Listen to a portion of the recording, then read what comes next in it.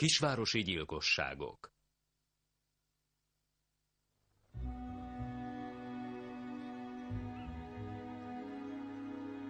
A halál kertje. A forgatókönyvet írta Christopher Russell. John Nichols Újréti László. Daniel Casey Hevér Gábor.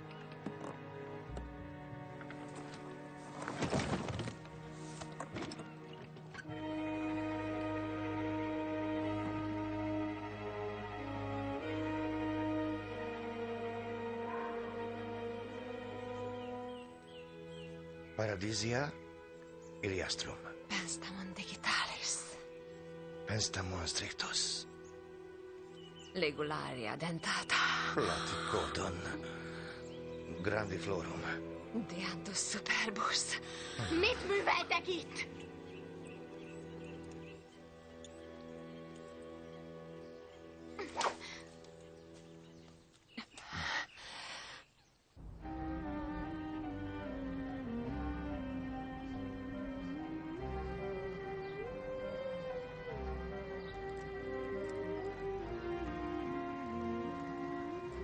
Jó reggelt, Mrs. Sinclair!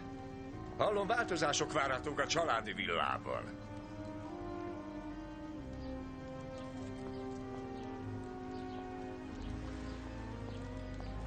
Arcátlan új gazdag. Rendezte Peter Smith. Az Istenért! Miért állják el az utat? Mozduljanak már! Egy kis türelmet! Hé! Mi van? Meddig tart ez még?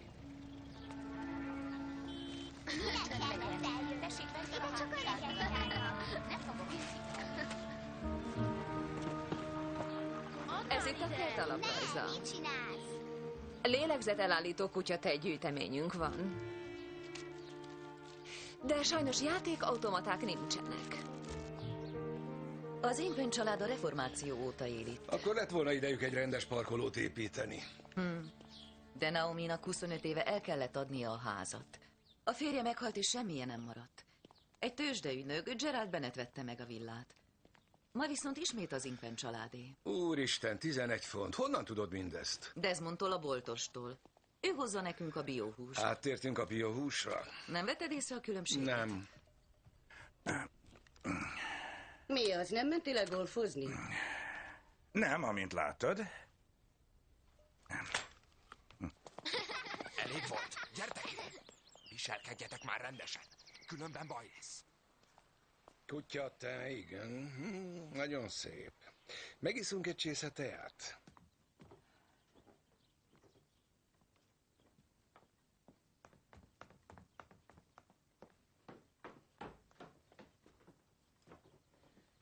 Lovagolni mész?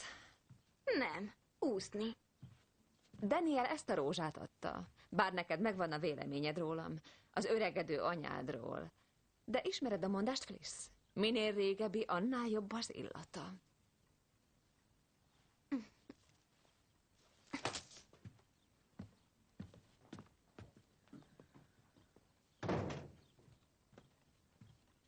Vidd a pénztárba, Hilary, már majdnem elfogyott.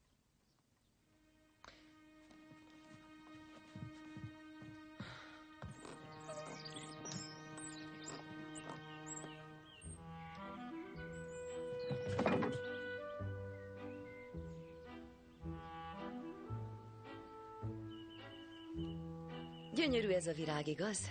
Mostanában nagyon divatba jött. Bugatölcsér. Ez a fehér változata. Oh, Egészen őszig szokott virágozni. még soha nem láttam ilyet. Nehéz szaporítani? Egyáltalán nem. Csak egy nem virágzó hajtásról kell levágni egy darabot. A faluban lakik? Igen, nagyjából. Costonban. Igen. A jövő héten szaporítom, átvihetek önnek néhányat, ha akarja. Hogy hívják? Barnaby, Joyce. De nem kellene... Dehogy nem, megérdemli, hogy többen csodálják. Mi a címe? Coston, Patchmore utca 6. Patchmore. Jó, rendben. Akkor ezt megbeszéltük, Joyce. Viszlát a jövő héten. Köszönöm. Hűha, milyen kedves.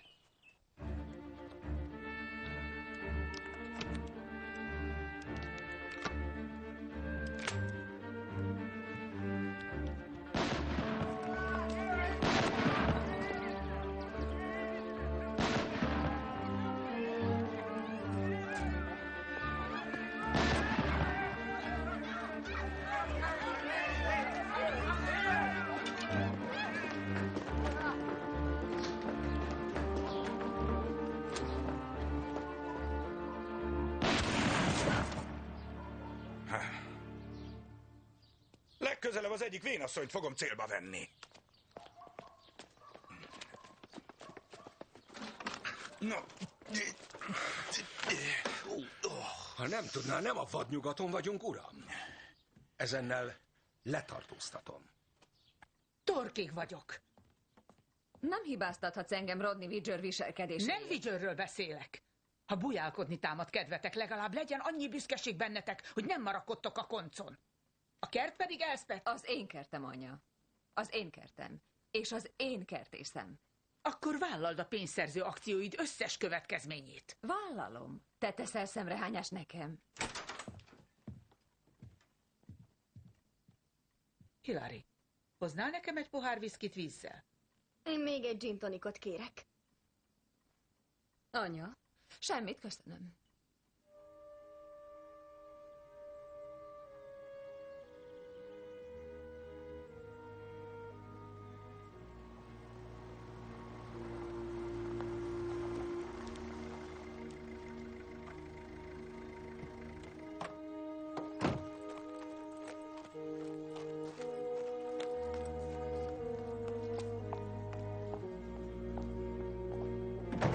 Szia, apa!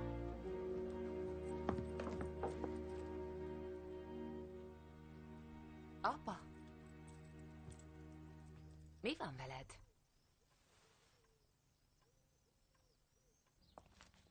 Desmond, Jó napot, Jane! most hallottam, mit terveznek az emlékparkkal. Hogy képzelik ezt? Elspeth ötlete. Olyan sokan látogatnak a kertbe, hogy teaházat akar építeni. Éppen az emlékpark helyén. Az nem lehet. Apa abba belehalna. Hallotta, hogy ma lesz a nagy gyűlés?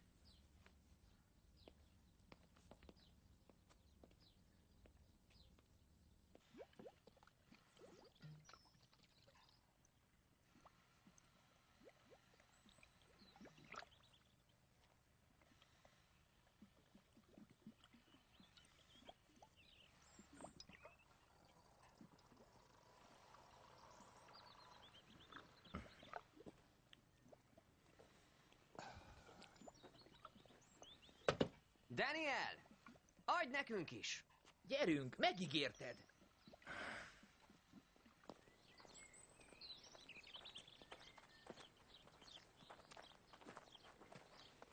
Megmondtam, hogy nem. A húgomnak adtál. Honnan tudod te ezt? Ő mesélte. És a húga csak 15 éves. Egy üveg. De utána ne üljetek bicajra. Az emlékpark zárva.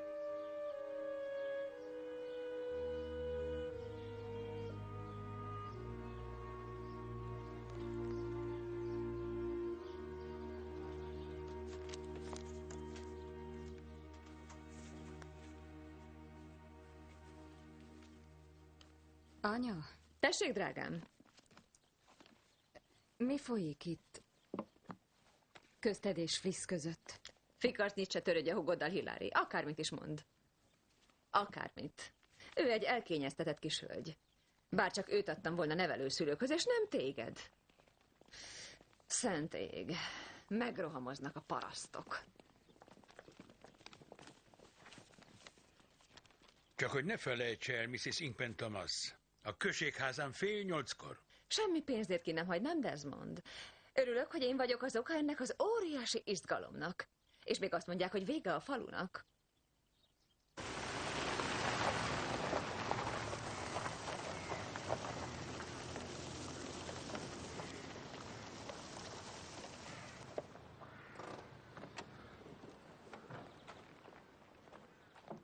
Richard! Sofőr nélkül, káplán nélkül. Olyan vagy, vagyis úgy nézel ki, mint egy ügynök, nem úgy, mint egy püspök. Jó estét, apa. Jól vagy? Ahhoz elég jól vagyok, hogy kioktassam az Inkpen családot. Szervusz, fiam. Nem akarsz velem jönni? Hova kéne mennem? A községházba. A falusiak kértek fel. Inkább nem. Egy deverelnek mindig a középpontban kell lennie. Mert számítanak ránk.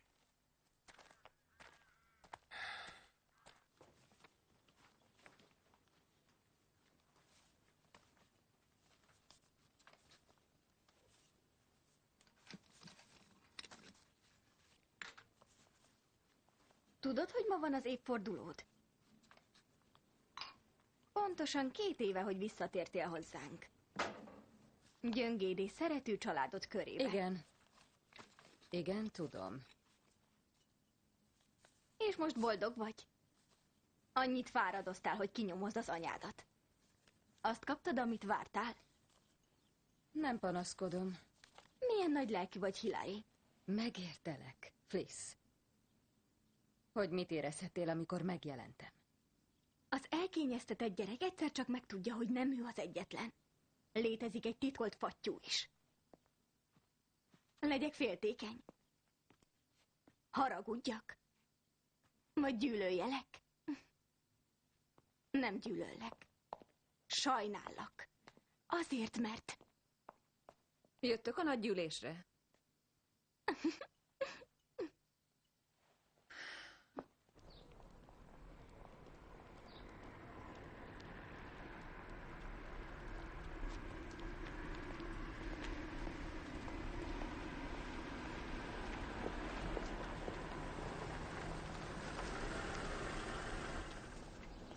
Nem érzed úgy, Joyce, hogy kilógunk innen? Dehogy is. Ez egy nyilvános gyűlés, és érdekel engem. Ugye nem akarsz felszólalni? Nem, de szavazhatok, ha készfeltartással kell. Nézd, ki van itt. Ki? A lövöldözős pasas. Óvadék ellenében kiengedték.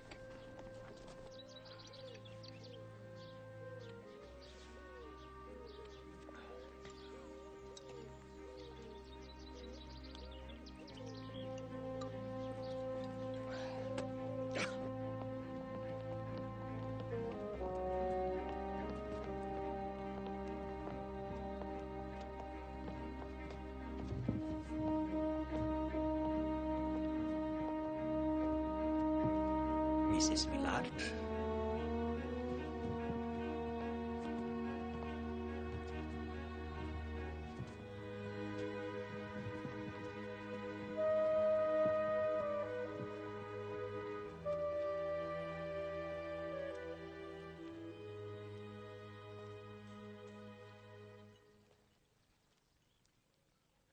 Nem fejezted be, amit elkezdtél. Az előbb a házban azt mondtad, sajnálsz engem. Miért?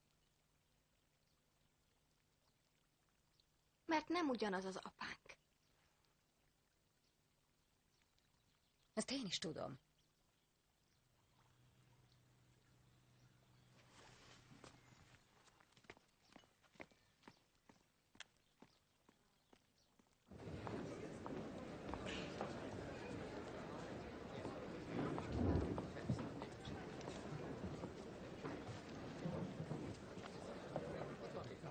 Ha úriember lenne, felállna. És megengedné, hogy a lányom mellé üljek. Ha önök úrinők lennének, nem haboznék. Van még szabad hely kicsit hátrébb, Mrs. Inkpen. Kicsit hátrébb? Soha életemben egyetlen egyszer sem ültem hátul. Mrs. Inkpen alázatossága csak az egyik nagyszerű tulajdonság, melyet láthatóan az utódai is örököltek. Anya!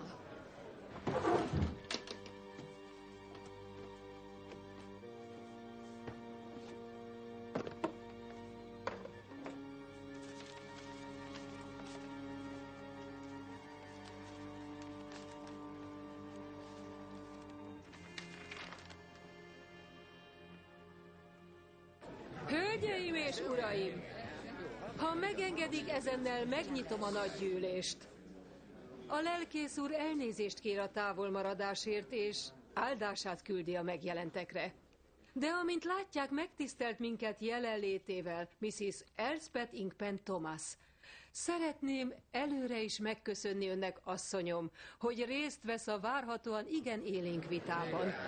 De nagyon remélem, tisztelt hölgyeim és uraim, hogy ami az emlékparkot illeti, mindvégig a józanész és a tolerancia lesz jellemző a vitára. Ki kíván szólni? Jane Bennett. Mr. Gerald Bennett lánya, aki az emlékparkot készítette.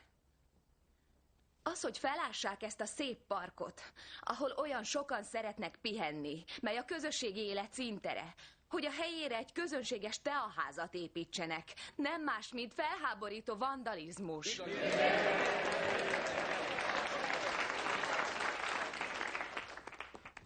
Engedje meg, hogy megkérdezem öntől, Mrs. Inkpen Thomas, hogy milyen jogon veszi el és teszi tönkre azt, amit édesapám ellenszolgáltatás nélkül a falunak adott át.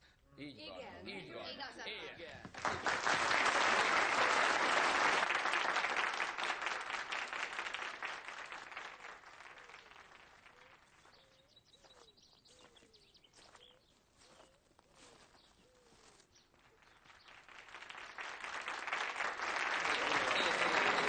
Mrs. Millard, tisztelt képviselők!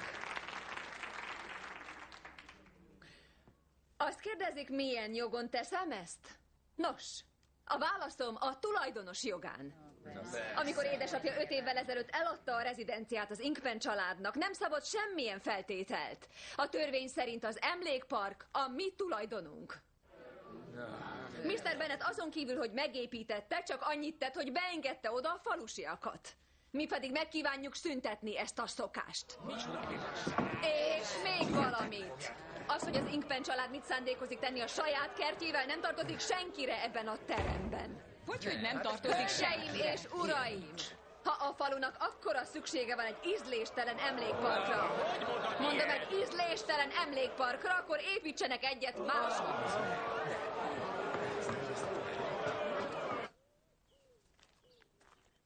Gondolom, alig várod, hogy felépüljön a teaház. Mindenben anyapártját fogod. Talán olyan kedves ember volt az apád, Fliss. Így értetted? Az enyémről semmit nem tudni, de a tiéd anya férje. Kedves? Egy fenét. Lelépett, itt hagyott minket, még mielőtt ide költöztünk. Ez jellemző az Inkpenekre. Pocsékul választanak. De te majd egy elbűvölő herceget fogsz ki. De biztos gondoskodott. Különben hogyan vehettétek volna meg? A villát? Hogyan szereztük vissza? Hogyan lett a szegényből ismét gazdag? Az szinte már mesébe illő. Ezt te vetted? Igen, a boltban. Látszik, hogy elhanyagolták a nevelésedet, Hilary.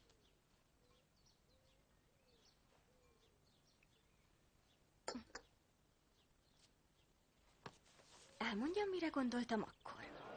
Csöndet! Nincs ezekben semmi tisztesség sem. Csöndet! Mit keresi? Én húztam a rövidebbet, uram. A kapitány úr észbe kapott. Azért küldött ide, hogy vizsgáljam ki a Widger Inkpen viszályt. Melyikük Widger, uram?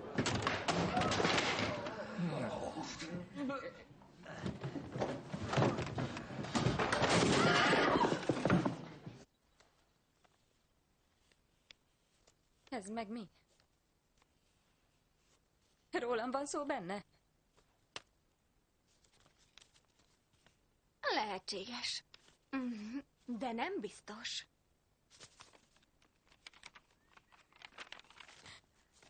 Most mi bajod van? Nem akarod tudni? Nem. Nem. És nagyon nem szeretem, amikor ilyen vagy. Oh.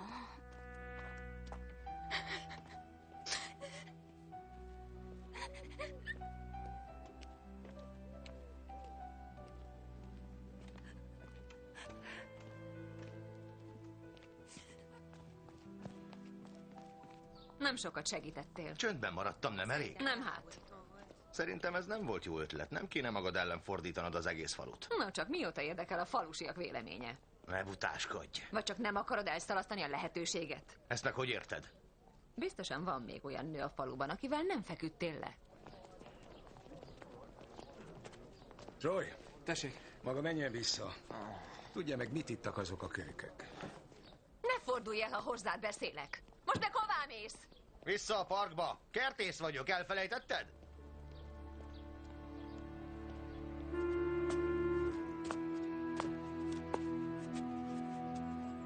Mocsok. Mocsok. Minden Csupa mocsok.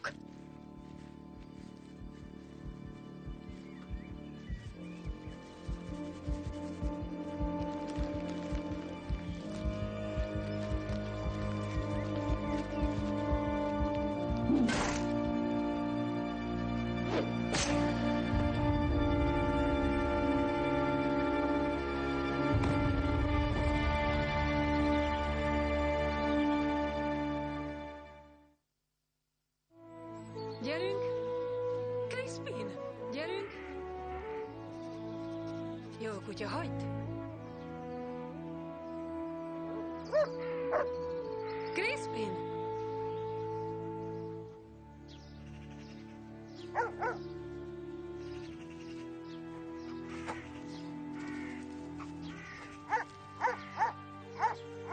Crispin!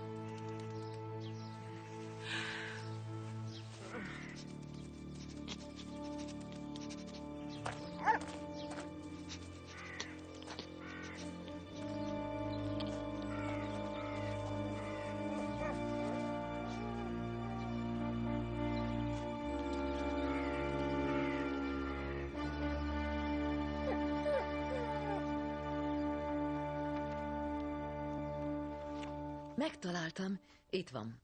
Fehérvirágú bugatölcsér. Magassága 70 cm. Buja terjeszkedik. Milyen szépen mutatna a kert sarkában. Halló? De fel kéne ásni a pázsit szélét. Ugye nem baj, drágám? Troy! Jó napot, uram! Mi a helyzet? Biztosítottam a helyszínt, másra még nem volt időm. Úgy néz ki, hogy egy tompa tárgyal ütötték fejbe. Aha. Még tegnap ölték meg. A hulla merev és tele van csigákkal. És találtunk valami nyomot is. Nem sokat, de nem nyúltam semmihez.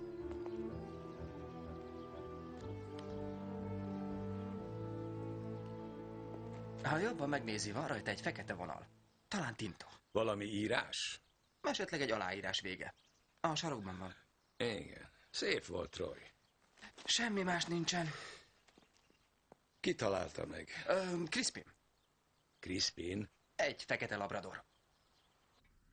Sokat küzdöttem a lelkiismeretemmel, ahogy minden jó kereszténynek kellene.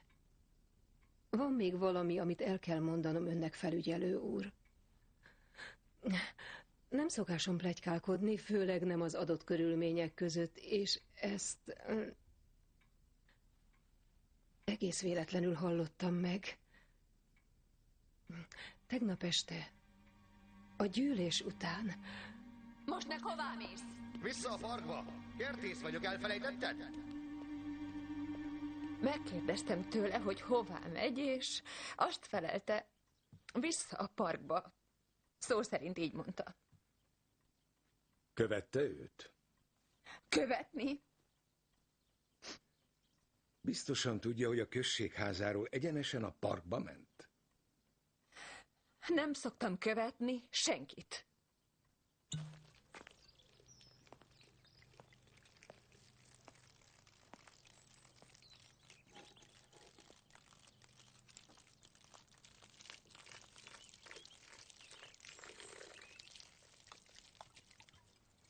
Elnézést. Mr. Bolt, ugye? Igen. Troy őrmester vagyok.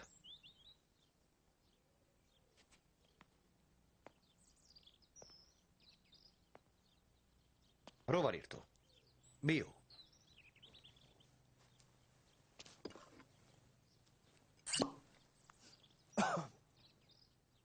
A rovarírtó, uram? Ezzel öli őket. Tiszta alkohollal. Megmondaná, mikor látta utoljára Miss Felicity Inkpent? Élve? Bocsánat. Persze, hogy élve. Tegnap este körülbelül 8 óra körül. Mielőtt elindultam a nagygyűlésre. A gyűlés után már nem? Nem. Utána már nem. Egyenesen hazamentem, a közelbe. Nem az emlékparkba. Nem ide-vissza a parkba. Nem. Pedig állítólag ezt mondta, hogy visszajön a parkba. Mert dühös voltam a nagygyűlés miatt. Arra akartam utalni, hogy kertész vagyok. Semmi több. Csak egy kertész. Nem egy nőcsábász.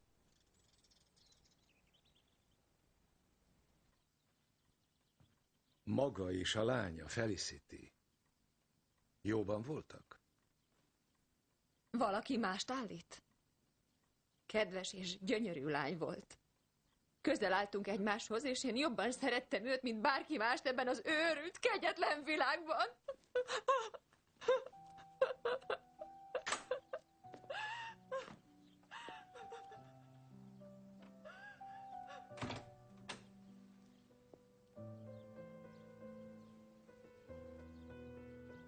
Maga Hilary, igaz?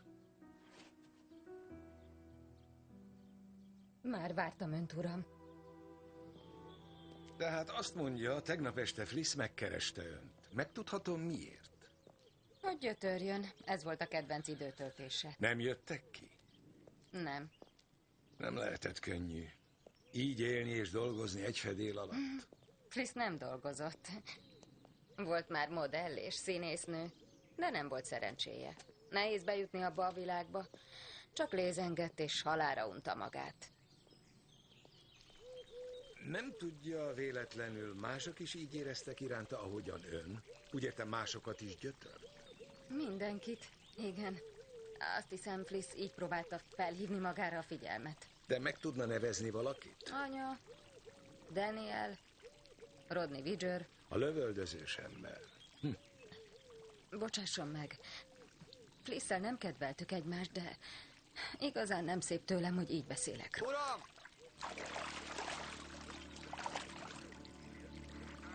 Elnézést.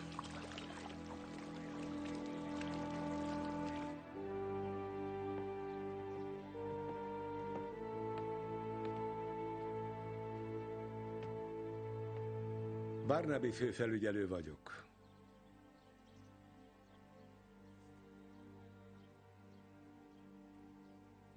Az unokáját meggyilkolták. Ugye megértik, hölgyeim, hogy fel kell tennünk néhány kérdést.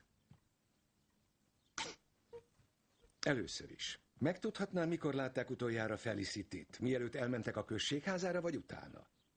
Láttam, hogy a gyűlésen nem maradtak sokáig.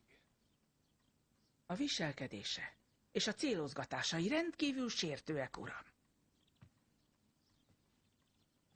Én meg hadd jegyezzem meg, hogy nem vagyok teljesen megelégedve a válaszával, asszonyom. Valóban azt hiszi, felügyelő úr, hogy nem sújtott porig az unokám halála?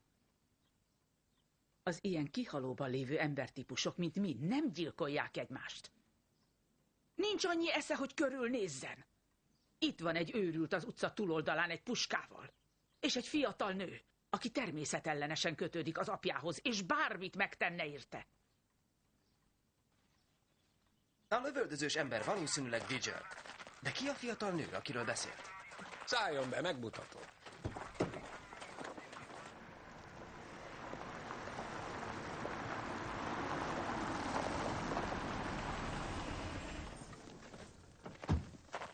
Jó reggelt! Jó reggelt! Micsoda felfordulás, igaz? Igen, egy gyilkosság mindig megrázó esemény. Én a gyűlésre gondoltam. Mr. Cox, tegnap egyből hazament a gyűlés után? Nem, elmentem inni egyet Malóba. Kivel? Charles Kingen. Talán őt is meg akarják kérdezni? Megfogjuk. Kihallgatjuk. Ahogy mást is. Az előbb csak rossz májuskodtam, ugye megérti. De biztos, hogy nem lesznek sokan a temetésen. Engem gyanúsítanak? Szenvedélyes beszédet mondott, és korán elment a gyűlésről. És tegyük hozzá, hogy teljes szívből gyűlölöm az egész Inkpen családot, de miért ölném meg Fliszt? Hiszen Espet teszi tönkre apám kertjét. De most leállt a munka. Legalábbis egy bizonyos időre. Jane, megértem, mennyire felháborodott. Igazán, megérti. Az az emlékpark volt apám élete, mint egy 20 éven át. Ő tette azzá, amit most lát, nem az Inkpen család. De már túl beteg és fáradt, hogy harcoljon érte. Rám vár ez a feladat. És én vállalom.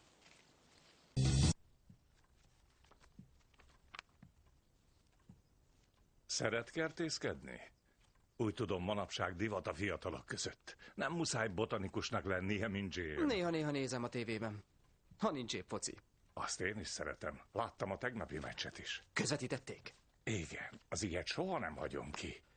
Volt önnel valaki? Igen, félidőnél Jane bejött, de jobb szeretem egyedül nézni. Akkor legalább senki nem szid le, ha túl izgatott leszek. Ismerem egy bizonyos Rodney Widgert, Mr. Bennett. Régen a szomszédja volt. Igen. Igen. A korábbi életemben én így hívom. Indulatos ember volt. Soha nem lehetett tudni, mikor gurul dübe. Nem sokat törődtünk vele. Úgy érti, maga uram és a lánya? Nem, a feleségem. Cynthia. Jane akkor egyetemre járt. Nagyon jól ment neki, doktori címet szerzett. Kérem, térjünk vissza Rodney Widgerre. Igen. Azt hiszem, Cynthia néha szándékosan idegesítette.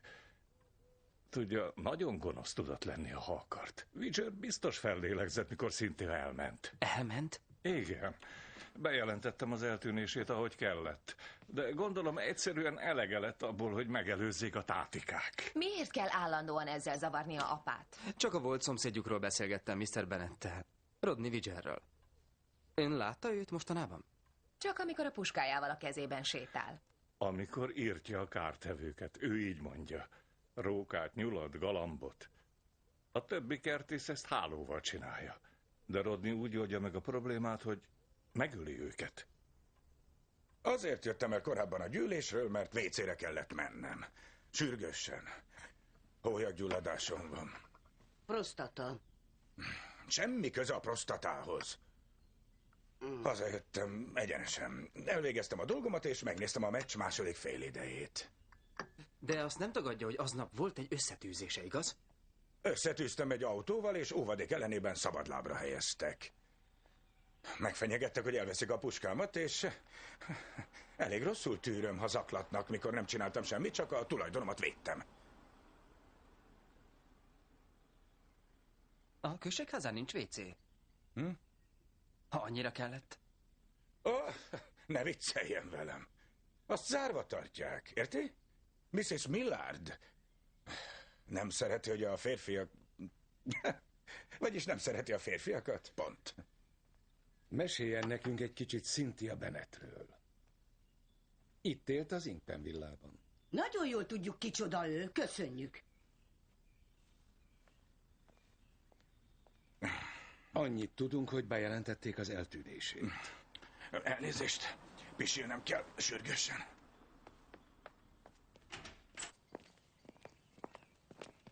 Mi történt vele, uram? Az eltűnt Cynthia Bennett lehet az oka? Már vártam, mikor hozza szóba. Maga mondta. Cynthia valószínűleg szálka volt Widger szemében, ahogy az Inkpen lány is. Hagyd már abba a bőgést! Ő tehet róla. Mindenről ti ketten tehettek.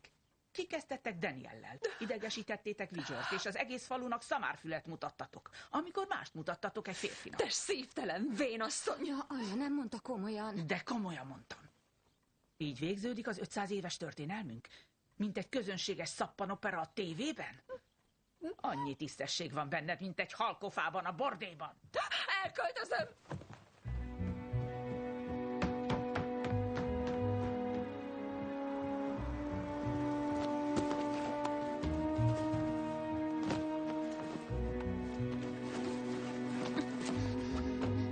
Anya.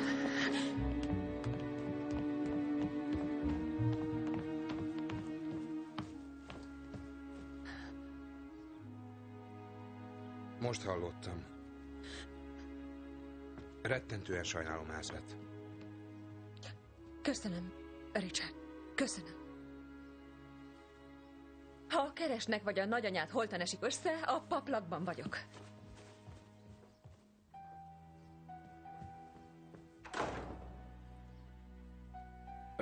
Mi még nem ismerjük egymást. Richard Deverell vagyok. Hillary, kérek egy teát.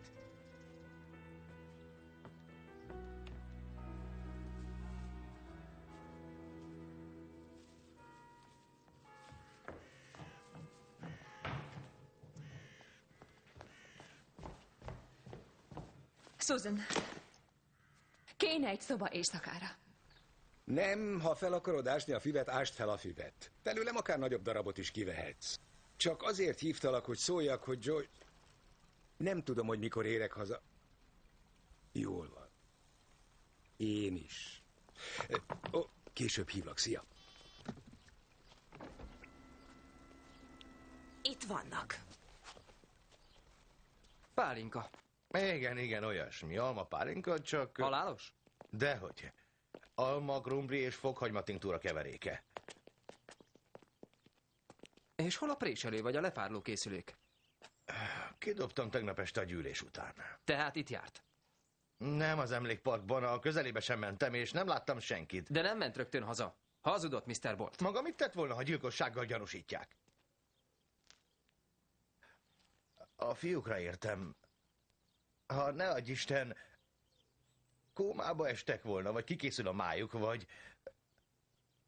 A fiúkra értettem.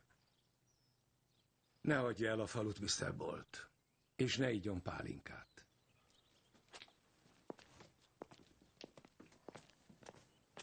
Fel nem foghatom, uram, hogy mit tesznek ezen a pasina nők. Látta, hogy tisztakoz a körme? Mrs. Inkpen! Elnézést kérek, hogy ismét zavarom, igazából a lányát keresem. Nincs itt. Akkor megtudhatnám, hol... A paplakban. Ott van, aki sajnálja. Igen. De ha már egyszer összefutottunk, nem emlékszik arra, hogy Felicity levelet kapott volna az utóbbi napokban? Levelet? Felicity? Az jóformán ki van zárva. Ő kizárólag mobiltelefonon kommunikált.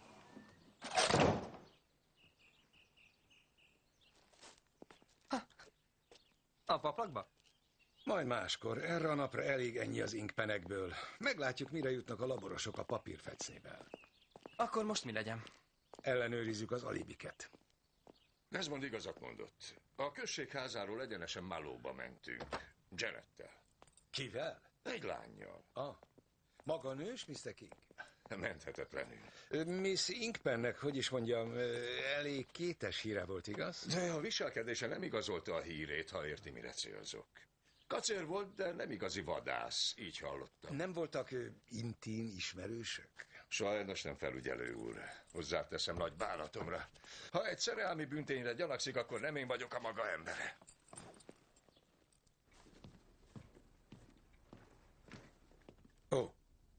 Elnézést, Mrs. Millard. Mrs. Inkpen Thomas? Szomorúan hallottam, hogy mi történt. Igazán? Valóban szomorú? Hozna nekem még egy kiló kenyeret? Ha van még az üzletében, Desmond. Mrs. Inkpen Thomas itt tölti az éjszakát. És kérek bazsalikonmártást is. Ma este valamivel rá kell vennem, hogy egyen egy-két falatot, és tudom, hogy az a kedvence. Később visszajövök. Cynthia Bennett beszállt egy taxiba és elment. A sofőr tanúsította, hogy az Inkpen villánál vette fel, aztán elvitte egy coastoni szállodába. Látta bemenni az épületbe. De nem tudjuk, kivel találkozott ott, és hogy utána hová ment és mikor, igaz? Igaz. Hivatalosan még mindig eltűnt személy. De az biztos, hogy önszántából hagyta el az otthonát, és a szállodában nem volt jele bűnténynek. Tehát marad a kegyetlen igazságtól, hogy egyszerűen elhagyta a férjét. Egy hűtlen feleség, aki megszökött valahova. Igen, de akkor miért volt olyan ideges Rodney Widger? Lehet, hogy sokat vitázott Cynthiával, amikor ő az Inkpen villában élt, és ezért Widger figyelte.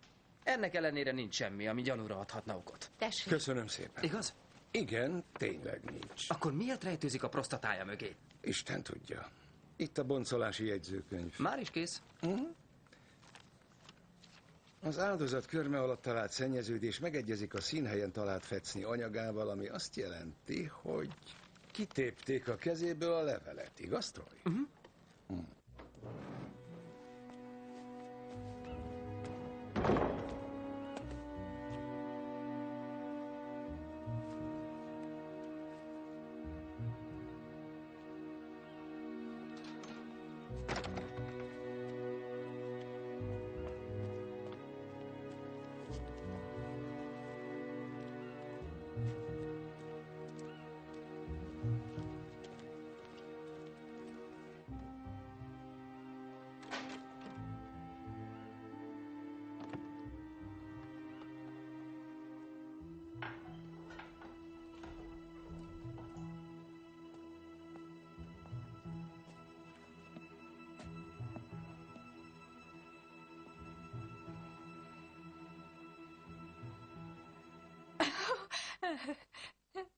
Mi ütöd beléd?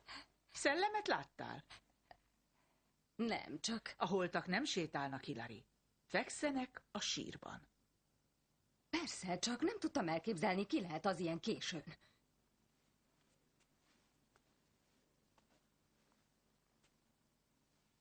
Én vagyok. Más helyet dolgoztam. Megetetted Felicity lovát? Nem. Ahogy anyát sem, és a kertész sem. Éhen is halhatott volna szegény, ha rajtatok múlik.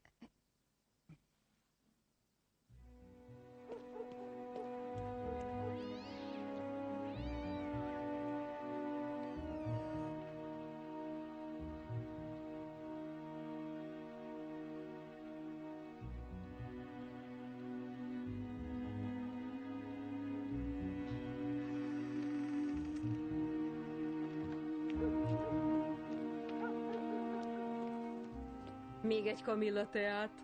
Nem kérek, köszönöm. Nem eszik semmit. Pedig kéne.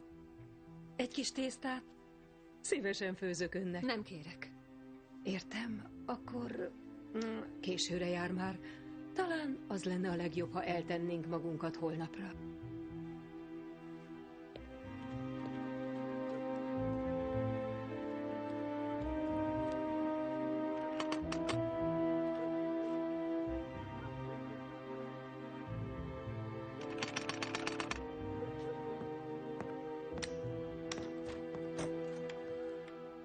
Jártak itt? Kik? A rendőrség, Charles, a rendőrség? Hát persze. Mit mondtál nekik? Semmit, barátom, semmit az égvilágon. Tudom, hogy amit most mondok, nem tűnik helyén valónak, sőt, talán érzéketlenségre val, de nehéz pillanatokban néha jó hatással van az emberre, ha teljesen hétköznapi dolgokról beszél. A Yorki táblák. A Yorki táblák? Azok a domborművek, amelyeket már kiemeltek az emlékpark talapzatából. Mit szeretne csinálni velük? Még nem gondolkoztam rajta, Susan. Szívesen elhoznék néhányat belőlük a paplakban, nem az összeset, csak néhányat, ha nincs ellenére asszonyom. Az Inkpen család a múltban is sokszor adakozott már igen nagy lelkűen az egyháznak, és ezek a táblák, műalkotások. Az idők végeztéig állandóan emlékeztetnének Flissre. Tegyen, amit akar. Köszönöm szépen.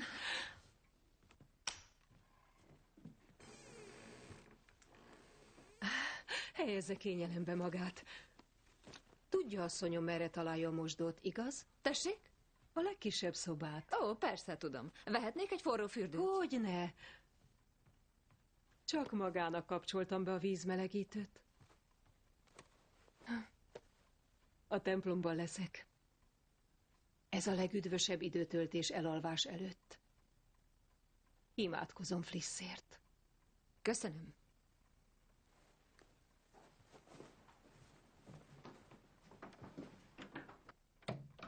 Isten. Mondom, hogy nyugodj meg, barátom, semmi baj. Nincs mitől tartanod.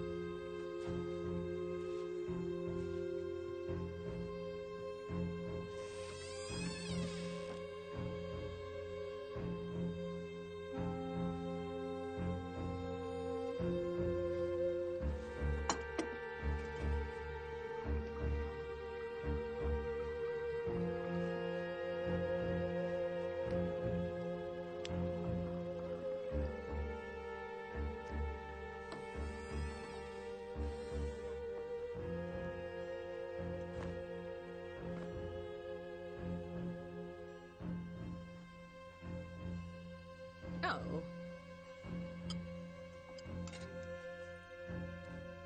Ó.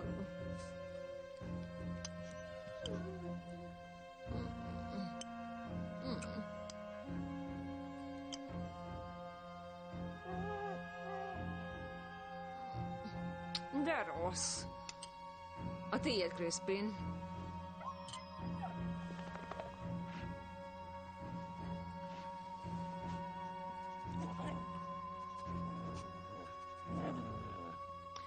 Igen, ebben egyetértek veled.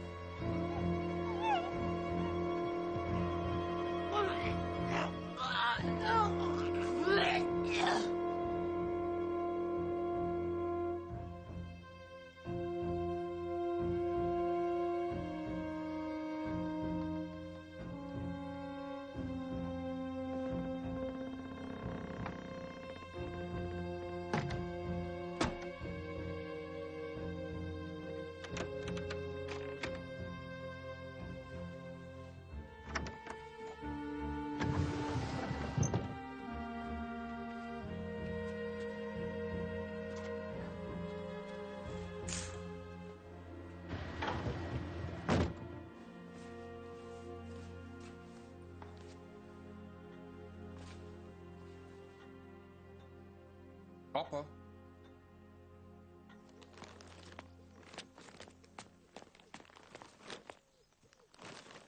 Jó reggelt, Mr. Bennett. Jane hol van? Elment Colstonba. Megengedi, hogy segítsek? Köszönöm. Remélem nem bánja, ha a feleségéről beszélgetünk.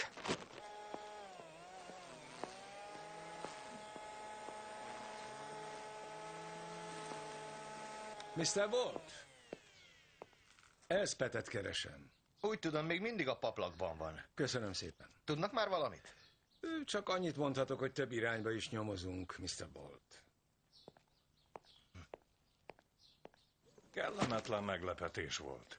Csak másnap vettem észre, hogy minden ruhája eltűnt. Aztán Jane-nel összeraktuk, mi történhetett. Minden ruhája eltűnt? Igen. Akkoriban Cynthiának saját szobája volt a villában. A szekrénye és a fiókjai üresek voltak. Igyekezett minden nyomot eltüntetni maga után. Mr. Barnaby! Mr. Barnaby, jó, hogy jön, aggódom. Nem tudom felébreszteni Mrs. Impen Thomas-t.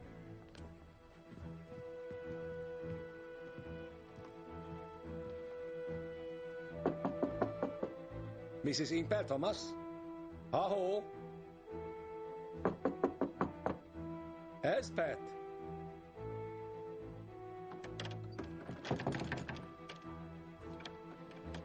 Álljon odébb.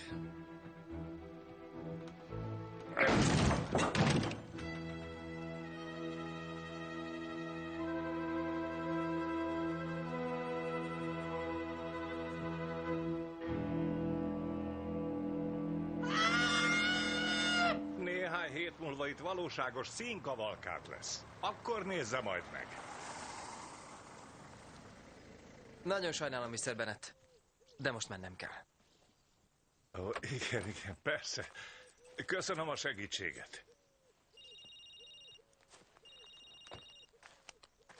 Troy?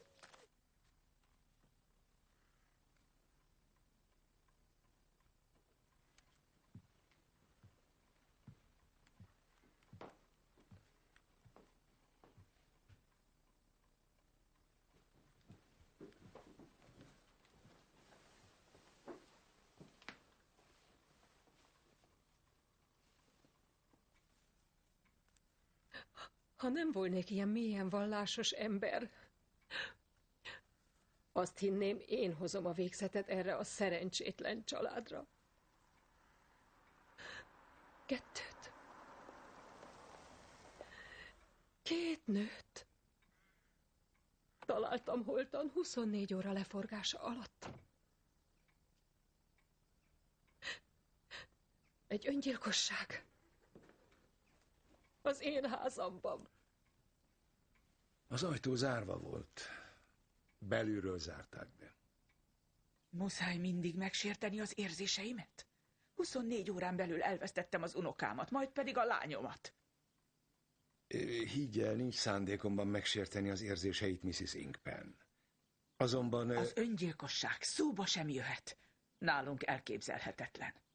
Azonban a lányát szemmel láthatóan igen felkavarta Felicity meggyilkolása. Az is ezt jelzi, hogy elköltözött a villából. Ez egy szimpadias gesztus. Elspeth mindig szeretett színészkedni. De egy halottnak nem tapsolnak. Nagyi! Kérlek, hagyd magunkra, Hilary.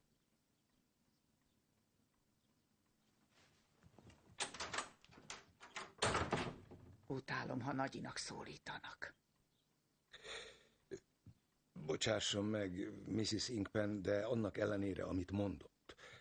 Amíg meg nem állapítják a halál okát, nem zárhatjuk ki az öngyilkosságot. Az adott körülmények között... Miről beszél?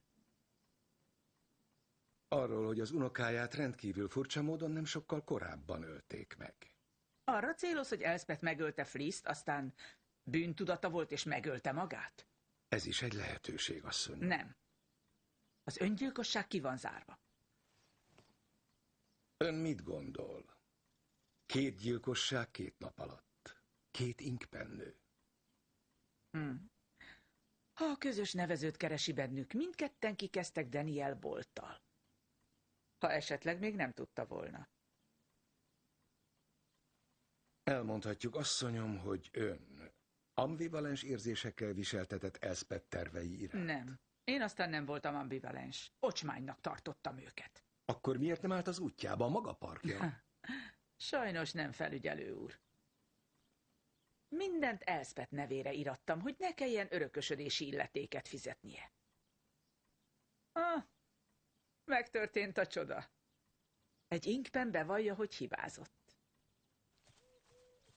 Ha Elspeth és Fliss halott, akkor Hilary az örökös. Igen. A törvény szerint. De túlságosan drasztikus, nem? Megöli az anyját, mikor később úgyis ő örökölt volna. Nem tudta megvárni, hogy Elspeth meghalljon. Sürgősen kellett neki az örökség. Lehetséges. De előfordulhat, hogy Naomi szándékosan beszélt nekem az örökösödésről. Ő maga említette, és nem bolond. De az az érzésem nem sok maradt a család kasszájában, amire Hilary rátehetné a kezét. Nincs is rá szüksége. Itt ez a 2,5 milliót érő ingatlan. Megmarad ennél? Hilary a fő gyanúsított? Nem, csak azt mondom, ha ő az örökös, volt indítéka. Akár így van, akár nem, ő lehet a következő áldozat. Most arra csak 1,5 Inkpen maradt, Troy. És megy az idő.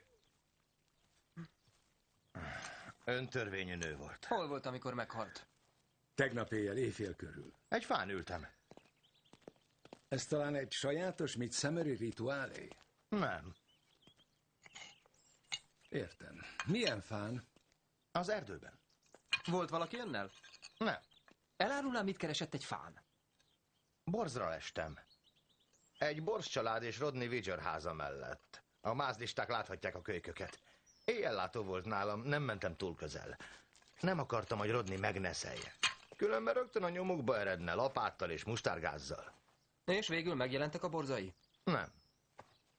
De Rodney igen. Ez hazugság. Egész este és éjjel itthon voltam. Igaz, Mary? Nem igaz. Mr. Vidger, sajnálom, de látták, hogy este 11 óra 25-kor elment itthonról, és csak 0 óra 35-kor tért haza. Ki látta? Az egyik kotnyeles szomszédom? Annak semmi köze Elspeth Ingpenhez. Akkor mihez van köze?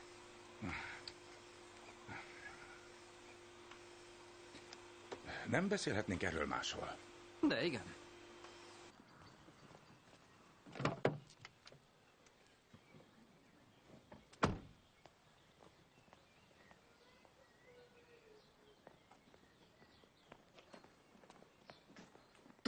Tudtam. Igazán, Troy az jó? Nem mondtam meg, hol vagyok, amikor hívott, uram. Nem bizony. Gerald Bennettnél jártam. Ellentmondást fedeztem fel. Nem is igazi ellentmondás. Hé, Troy. Nyugodjon meg. Igen, elnézést. A taxisofőr vallomása. A korábbi nyomozás aktájában. Abban az áll, hogy amikor felvette Cynthia Bennettet, csak egy váltáska volt nála. Igen. De reggel Gerald Bennett azt mondta, hogy amikor a lányával másnap keresték, Cynthia összes ruhája eltűnt. Nem vihetett magával mindent egy váltáskában.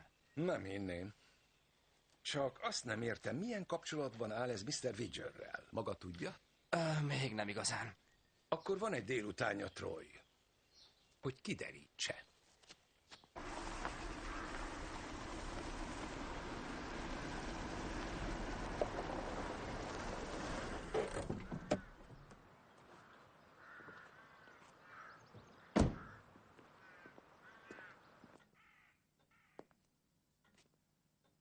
Már régóta várom a látogatását. Bocsásson meg, de az utóbbi időben sok más dolgunk akadt. Elspethre gondol? Attól tartok, Mr. Barnaby, hogy mivel az öngyilkosságot nyugodtan kizárhatjuk... Azt hiszi, Mr. Deverell. Az Ingpenek ugyanúgy képtelenek az öngyilkosságra, mint a Deverellek. Tehát ön úgy véli, Elspethet és Felicityt egy és ugyanazonokból ölték meg. Egyszerűen azért, mert meggyalázták az emlékparkot. Védelmet fogadni a két megmaradt nőnek? Naominak és a lánynak? Az erőszak erőszakot szül, amint munkája során bizonyára tapasztalta, és ha egy elmebeteg jár közöttünk, akkor... Ha valóban egy elmebeteg jár közöttünk, Mr. Deverell, semmi értelme. Nem az emlegetett szamár esete forog fenn. Engedje meg, hogy bemutassam a fiamat, Richardot. Richard püspök. Bár ritkán örvendeztet meg azzal, hogy beöltözik. Nagyon örülök. Jó napot. Az úr Barnaby főfelügyelő. Az Ingpen család ügyében nyomoz. Igen, meg kell látogatnom őket. Bár épp tegnap jártam náluk hasonló ügyben. Olyan sutának éreztem magam. Püspök úr, jól ismerte Elspeth Ingpent? Gyerekkorom óta. Szinte hihetetlen, hogy néhány rózsatőért és egy napóráért embert ölnek. A jelek szerint alábecsülöd a Midsumeri embereket, Richard. De te mindig mindenkit alá szoktál becsülni. Rutin eljárás, de meg kell kérdeznem önöktől, hol voltak tegnap éjjel? Körülbelül éjfél előtt és utána fél órával. Ahol mindig lenni szoktam ilyenkor. Itt, ebben a székben.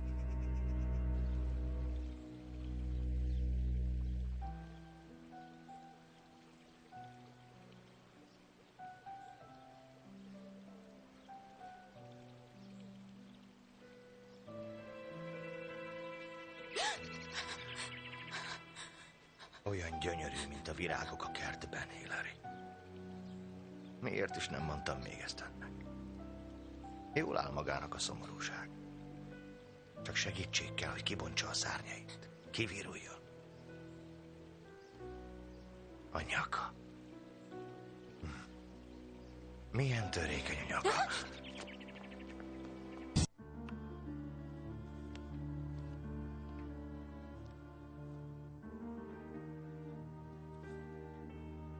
Miért hazudtál, apa? A rendőrségnek. Nem voltál itt tegnap éjfélkor. Nem voltam. Csak egykor jöttél haza. Öreg ember vagyok, Richard.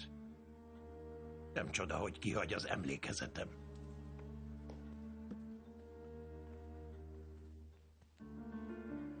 Merre jártál? Meglátogattam egy barátomat. Olyan késő volt? 1 óra? A mindenit. És te hol voltál? Ha már az indiszkrét kérdéseknél tartunk. Levegőztem egyet. Olyan sokáig? Gondolkoznom kellett.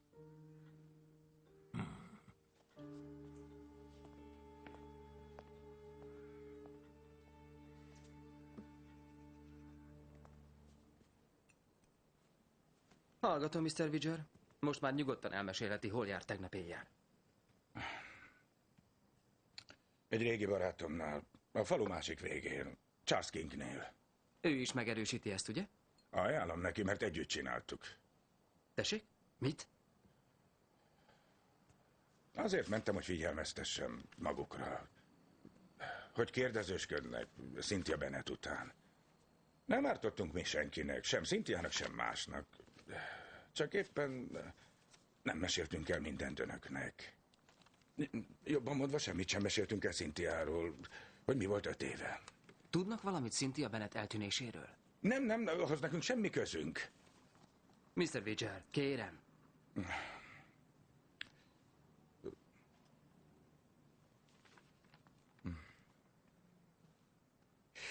Cynthia rendkívül barátságos volt. Igaz, veszegettünk, többnyire a zaj miatt, mert szeretett fülsiketítő modern zenéket hallgatni. Tudta, hogy vegyen le a lábáról egy férfit. Különösen az utolsó néhány évben. Ugyanis unatkozott. És ahogy az előbb mondtam, feltűnően barátságos nő volt. Meghívott Charles és engem a Devil Alarm szállodába, Coastonba.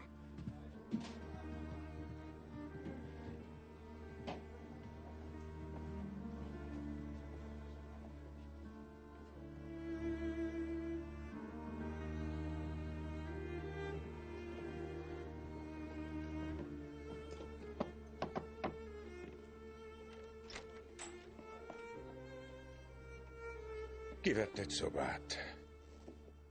Ott senki sem figyelt fel ránk. Taxival jött, és együtt töltöttük a délutánt és az estét. 3-asban? Igen. Sötétedés után Charles kocsiján mind a 3-an visszamentünk Midsummerbe. Cynthiát kitettük a villánál, mi ketten meg ittunk egyet Charlesnál. Aztán hazamentem. Másnap jelentették Cynthia eltűnését. Charles-szal arra jutottunk, semmi értelme előhozakodni ezzel a históriával, nem igaz? Mit bonyolítottuk volna az ügyet 3 délutáni pásztorórájával? Az soha nem jutott eszébe, Mr. King, hogy a hallgatásuk akadályozza a Mrs. Bennett utáni kutatást? Bizonyos feltételezéseket kizárhattunk volna, ha előállnak. Kérem, a feleségeknek van fülük, ha nem tudná. Még ha köztük nincs is semmi. Játék volt, őrmester. Egy kis játék. Igazából nem is olyan kicsi. De semmi több elhiheti. Bevallom, miután Cynthia eltűnt, hosszú ideig határozottan hiányzott. Mintha bezárták volna a golfklubomat. Nos, George, nem tabletta, nem ital, nem tű. És nincs seb. Ezek szerint nem tud mondani semmit, amíg meg nem kapja a toxikológiai jelentést. Ellenkezőleg. Most szólok, ne higgye, hogy öngyilkosság volt. Ugyanis a helyszínelők olívaolaj és zöldségnyomokat találtak a kulcson. Igen, bazsalikon mártás a gyomorban is volt. Keverni kellett valamivel, hogy elfedje az ízét. Minek az ízét? Evett Mrs. Inkpen Thomas valamit, amíg itt volt, Mrs. Miller? Nem, semmit. Többször kínálgattam, de nem kért semmit. De találtunk egy tányért.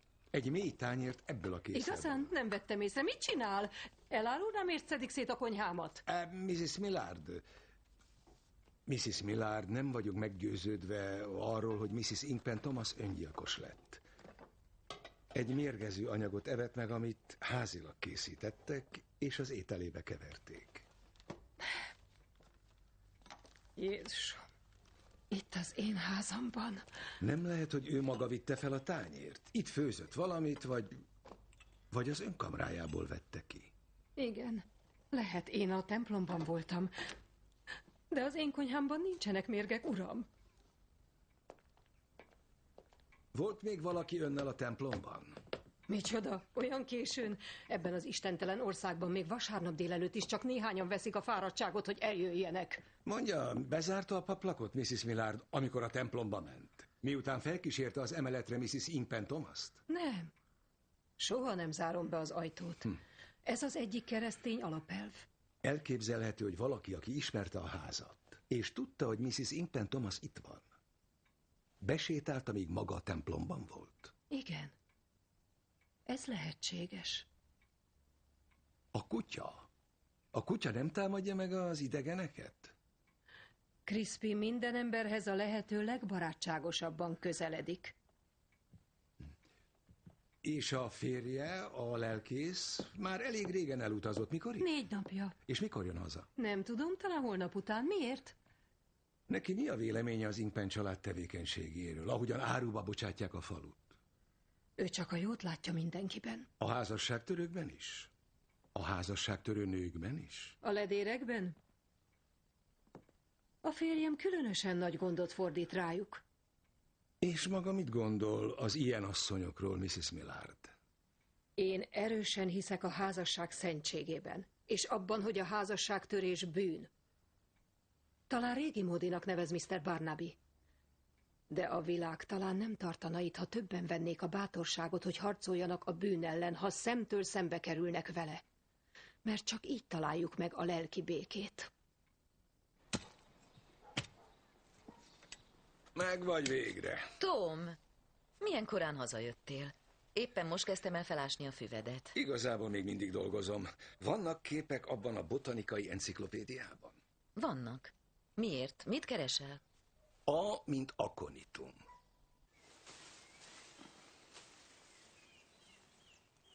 Maga meg mit csinál? Mrs. Inkpen. Nos? Semmi különöset nem csinálok, csak egy gyilkossági ügyben nyomozok, Mrs. Inkpen. Kivett ezekből a növényekből néhányat mostanában? Eszemben sincs. Minek vinnék a házba sisakvirágot, ha van elég rózsám is? Sisakvirág, szóval ismeri a nevét is, akkor azt is tudja, hogy ez a virág erős méreg, a gyógyszeriparban használja. Felcsapott botanikusnak? Ne féljen. Ha nem teszik vázába a házban, akkor mit csinálnak velük? Ott hagyjuk, ahol van? Maga csak tudja, Mr. Bolt. Maga a kertész. Ha megeszi ennek a gyökerét főzve vagy nyersen, halott ember, és valaki ölt vele. Bullard gyökérmaradványokat talált Elspeth gyomrában. A gyilkos nagyon igyekezett öngyilkosságnak beállítani, de a szoba kulcsán ételmaradványok voltak. Elképzelésem szerint erőszakkal megetették ezzel Elspethet, majd a kulccsal bezárták az ajtót, aztán az ablakon kimásztak, és magára hagyták a haldoklót, aki szörnyű halált halt. Az akonitum nem kegyes az áldozatához. Tehát olyan embert keresünk, aki nagyon-nagyon gyűlölte őt. De ki lehet ez? Ki? És vajon újra gyilkol? Valamit találnunk kell. Én már találtam. Látja? Ezt a követ Gerald Bennett állította 1996. július 18-án. Cynthia Bennett 11-én tűnt el. 1 héttel előbb. Uram, ha ön megbántva érezné magát, mert egyszer csak rájönne, hogy a bálványozott felesége megcsalja, és jobban érdekelni a társadalmi megítélése, mint a nő élete, és megölné, ön nem ugyanitt ásná el? Gödrötásnak. Kik, Mari? A rendőrség.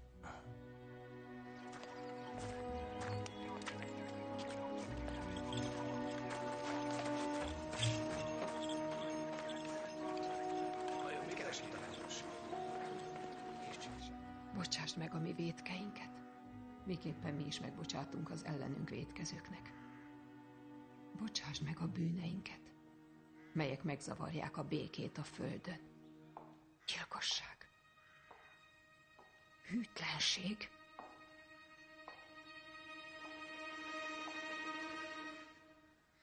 elnézést kérek a zavarásért, Mrs. Millard. Ezeket apa küldi a templomnak.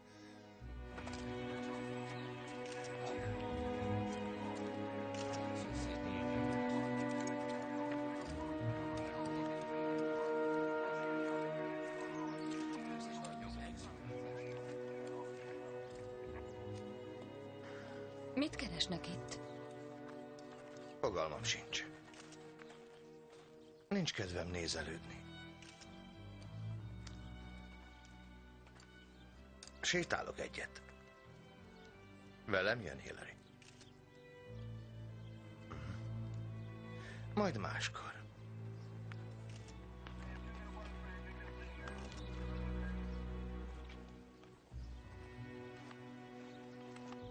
Uram!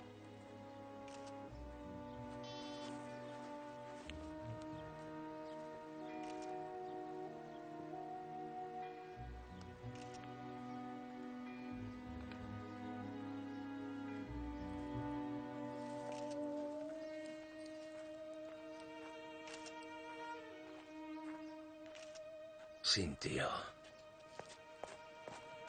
Troy. Troy! Honnan tudják, hogy Cynthia? Holnapra tudni fogjuk, Mr. Widger. A koponyának épp a fogazata. Elmondom, mit gondolok. 5 év után végre erőt vett magán, és elmondta az igazat. De nem mindent. Igen, Charles Kinggel visszahozták Cynthiát az Inkpen villába. De nem tették ki. Egy gödörbe dobták. Féltek, hogy a délutáni ecsepetyéjük nem marad majd titokban. Cynthia elfecsegi. És mivel köztiszteletben állnak, ezt nem hagyhatták. Ezért megölték. A rendőrség ásóval és kapával folytatja a nyomozást. Köszönöm, hogy eljött, Richard.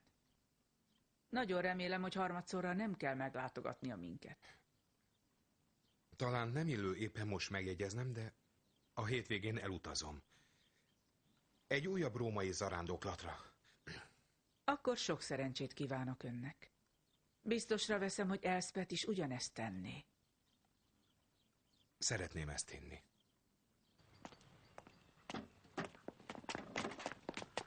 Hol a fenébe jár Troy?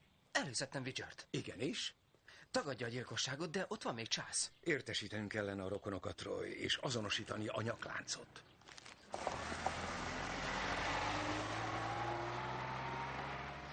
Elnézést, uram, eljárási hiba. Belátom. Igen, de őszintén szóval nem tudom, nem hibázunk-e ennél sokkal nagyobbat, amikor nem látjuk a fától az erdőt. Hogy? Gerald Bennett. Gerald Bennett?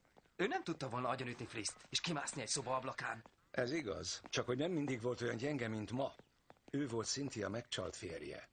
És ha ő ölte meg, bőven volt alkalma, hogy feltűnés nélkül elássa.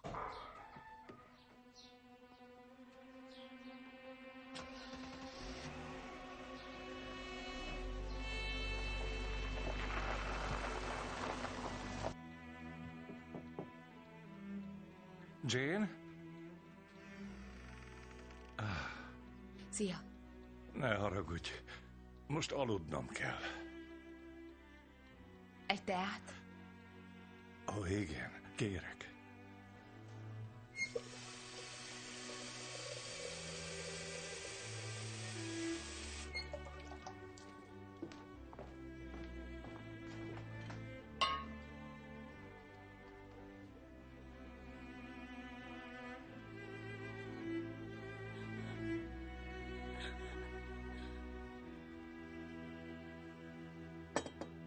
Mennem kell.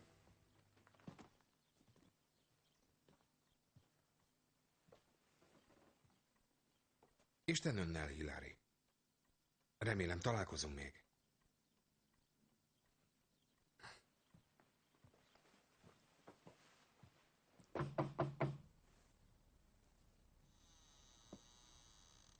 Mr. Bennett?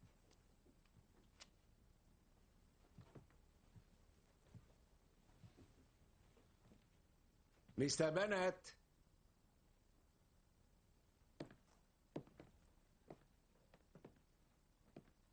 Mr. Bennett!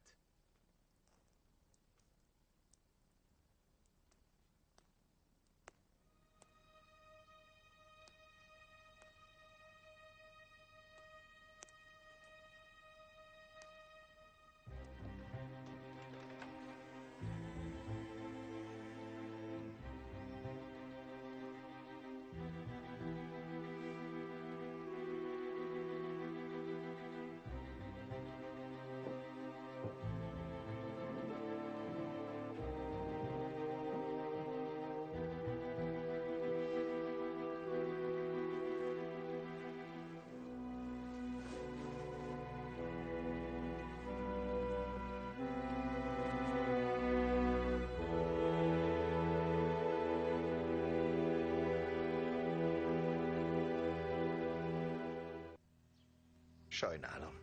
Véged van. Neked is.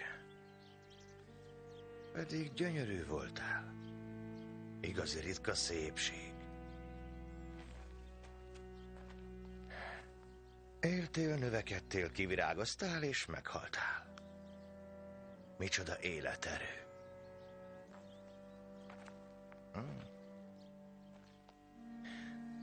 És itt vagy te, kicsi harangaláb.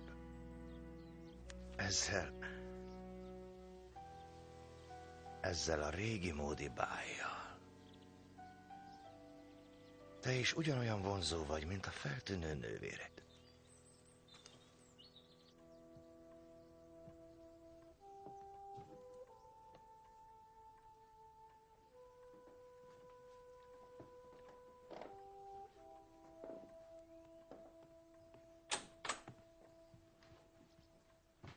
Semmi.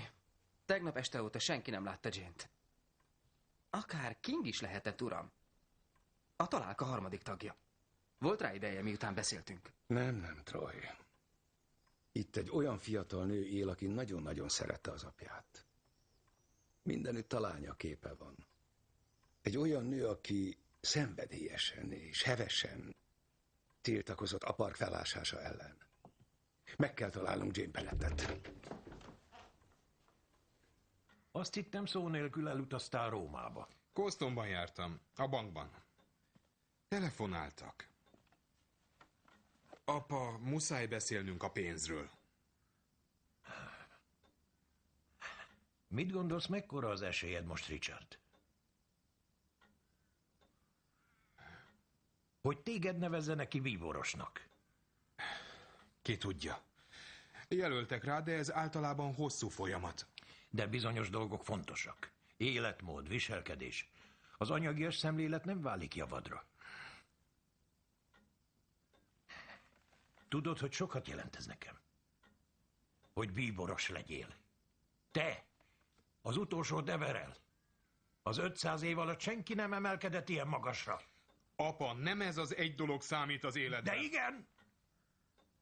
Engem kizárólag ez éltet.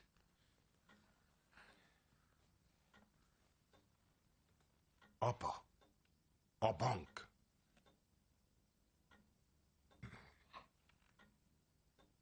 Láttad Hillaryt, igaz?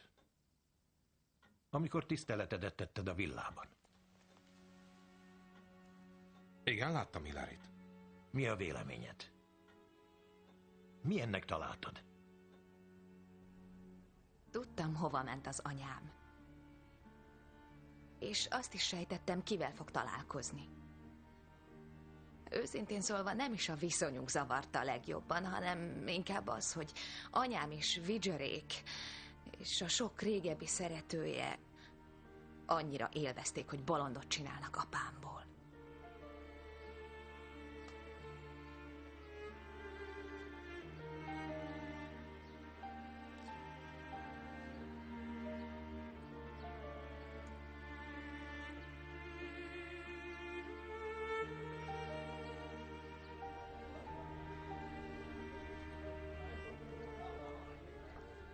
A nevetgélések, a kacsintások apám háta mögött egyszer csak Már nem bírtam tovább.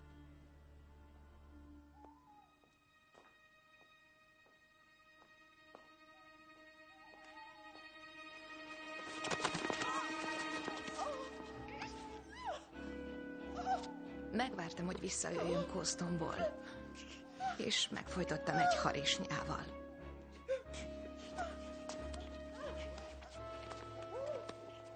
Részeg volt. És elég erős.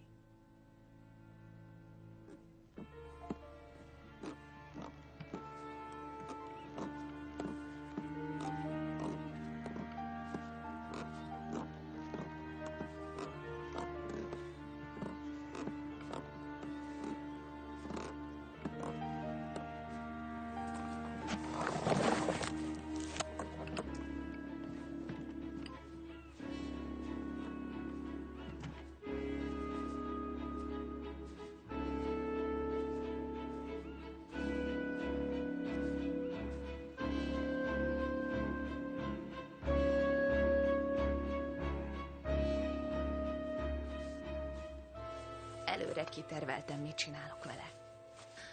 Tetszett az ötlet, hogy ha kész lesz az emlékpark, az emberek úgy fogják taposni, ahogy ő megtaposta apát. Igen. Aztán fogtam a holmiát, és a kocsimba tettem. Majd másnap elvittem a szeméttelepre. Tudtam, hogy Vidger és King nem fognak beszélni, ha jelentjük az eltűnését. Az volt a legrosszabb, hogy apának nagyon hiányzott. Már abban az évben elkezdett romlani az egészsége, és a villa egyik napról a másikra nagy lett. De az a kis ház megfelelt neki. Ott nagyon boldog volt. Addig, amíg az Inkpenek el nem kezdtek ásni a parkban. Ha apa rájön, milyen volt igazából az anyám, megszakad a szíve. Nem volt már szegénynek sok ideje hátra. Jobb volt befejezni, mielőtt megtudja az igazat. Apám olyan tiszta lélek volt. Nem hagytam, hogy megkeserítsék az utolsó éveit. Ez mégis gyilkosság, Miss Bennet. És meg kell értenie, hogy mivel nyilvánvalóan érdeke fűződött ahhoz, hogy ne ássák fel a parkot, maga az első számú gyanúsított. Felicity Inkpen és az anyja ügyében is. Amit tettem, az apámért tettem. Nem vagyok őrült sorozatgyilkos. Az anyámat gyűlöltem, nem az Inkpeneket. Mások gyűlölték őket.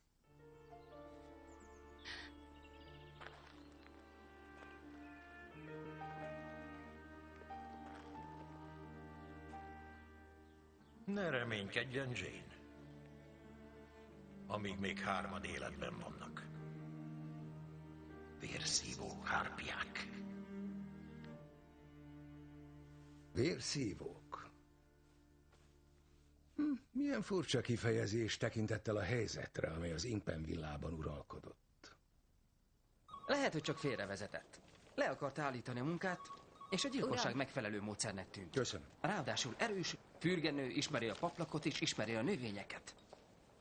Ha valóban elkeseredésből ölt, miért volt olyan meglepően kegyetlen Elspethhez? Miért nem folytotta meg? Vagy verte be a fejét? Elspeth szenvedett, a gyilkos nagyon gyűlölte őt. Vagy elborult az elméje. Igen, lehetséges, de a gyűlölet és a kapzsiság jóval gyakoribb, Troy. Az ügyészségről küldték, Elspeth végrendelete. Kitalálom, a botanikusok egyletére hagyott mindent. Pénze nem volt. De a ház egyenlő arányban száll Hilaryra, Flissre és Daniel Boltra, a kertészre. Nagyon is jól megértem, miért húzódozik tőlem Hillary. Tudom, mire gondol. Az jár a fejében, hogy ez a férfi lefeküdt a húgommal és az anyámmal, akik most halottak. De vallja be, hogy maga is úgy érzi, van valami a halálban, ami az élet élvezetére csábítja az élőket. Nem szabad megtagadnia ezt az érzést. A természetben így van. A természet azt teszi, amit akar. Mert tudja, mi a legjobb neki. Ösztönösen.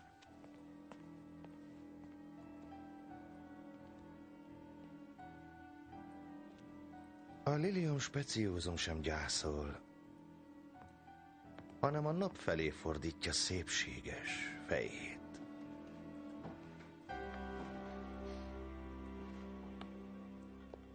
Igazából az apjával szeretnék beszélni, uram, itthon van? Nincs itthon, de kérem fáradjon be.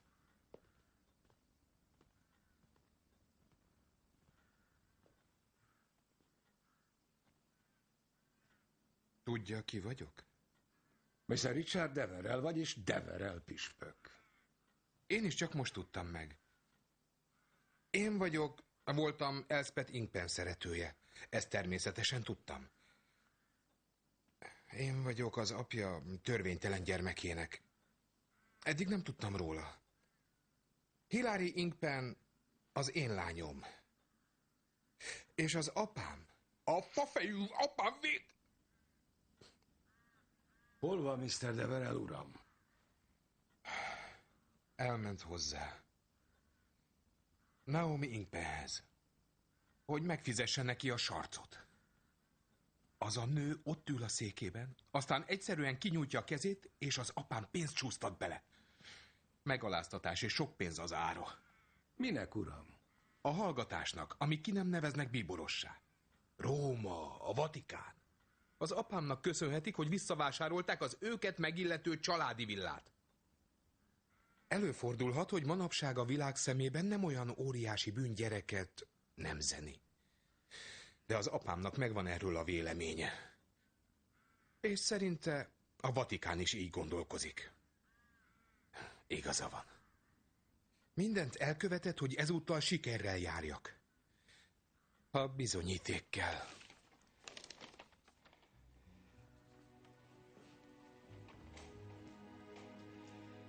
Olvassa el ezt.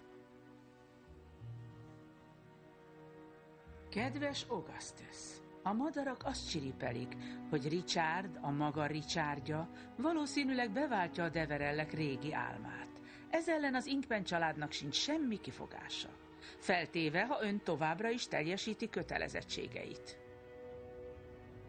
Mivel Hillary nemrég visszaköltözött hozzánk, a kezünkben van a, hogy is mondjam, egyértelmű, két lábon járó bizonyíték. Várjuk a látogatását.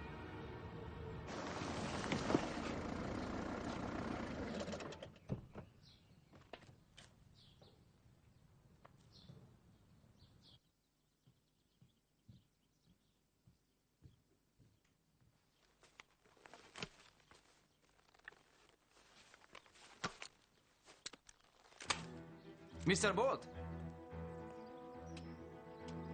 Mr. Bolt?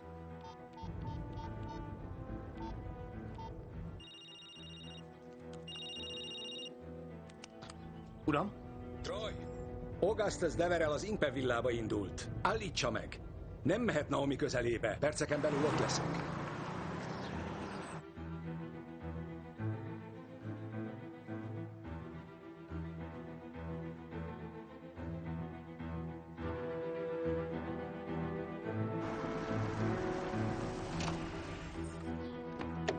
Elnézést!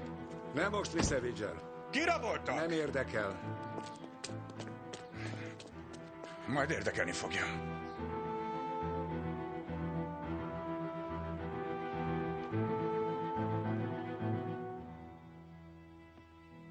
Augustus, micsoda régi vágású pontosság.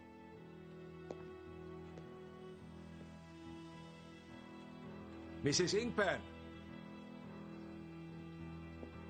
Mrs. Ingpen! A parkban nincs.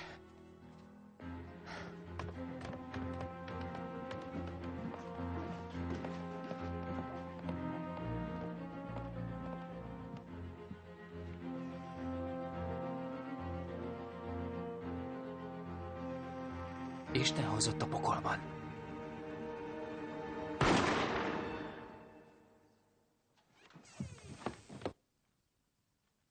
Tessék, Nagyi. Érezd a vérszagát. Ha annyira szereted, tessék. Itt a 2 lábon járó bizonyíték, ahogy írtátok a levélben.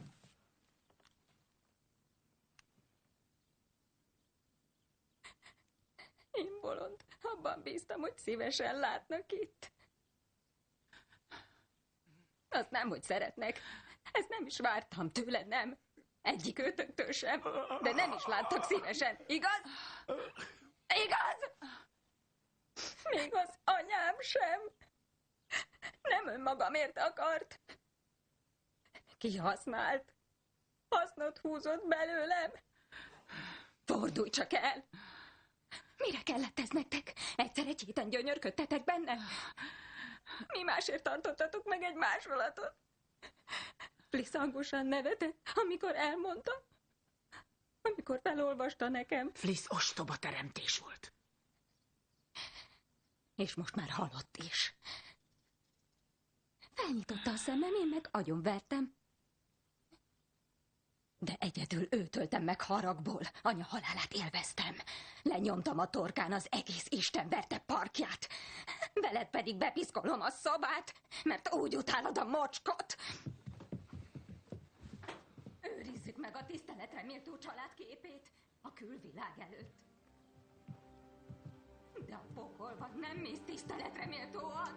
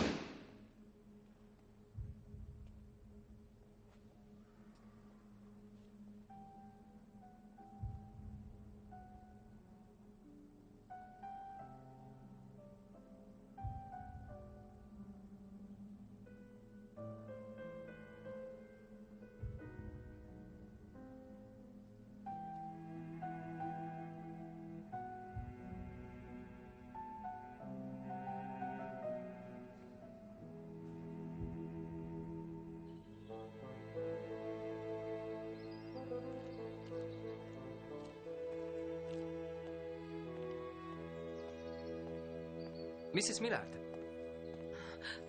Troy őrmester.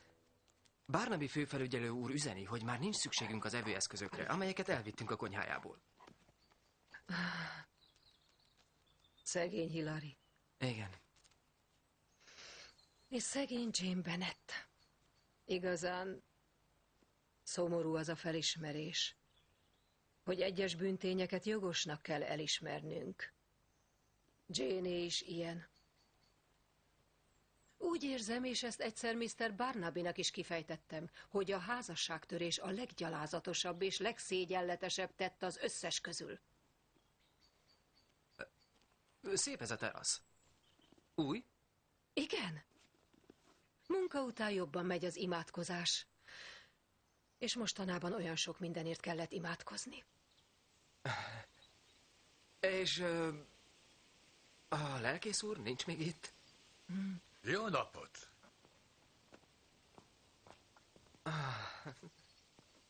Arthur? Troy őrmester. Nagyon örülök. Jó napot. Van kedve velünk teázni, őrmester úr? Egy istentiszteletet beszélünk meg. Nem, köszönöm. Hála Istennek, vagyis Örülök, hogy megismertem, lelkész úr. Most mennem kell. Szia, Crispin!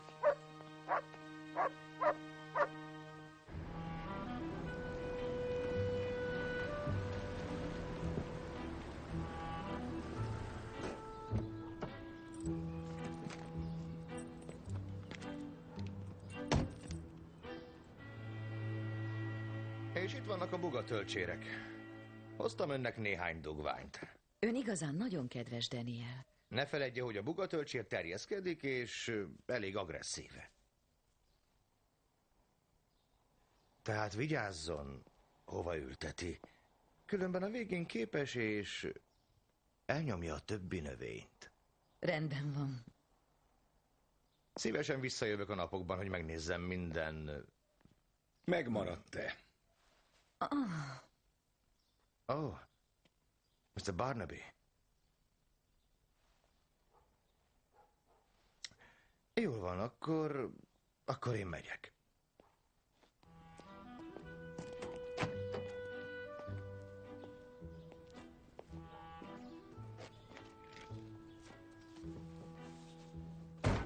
Meg akartam hívni egy italra. Szerintem Joyce másutt is kell még szaporítania. Menjünk, engem meghívhatsz. Maradt még fű, amire leülhetünk? Magyar hangok. Újréti László, Hevér Gábor, Bókai Mária, Kisfalvi Krisztina, Besenyei Emma, Gruber Hugo, Németh Krisztina, Spilák Klára, Molnár Ilona, Háda János, Szűcs Sándor, Frajt Edith. Magyar szöveg Kis Odett. Hangmérnök Bauer Zoltán. Vágó Derzsi Csilla. Gyártásvezető Németh Piroska. Szinkronrendező Kertész Andrea. A szinkront a Hallmark Channel megbízásából a Masterfilm Digital készítette.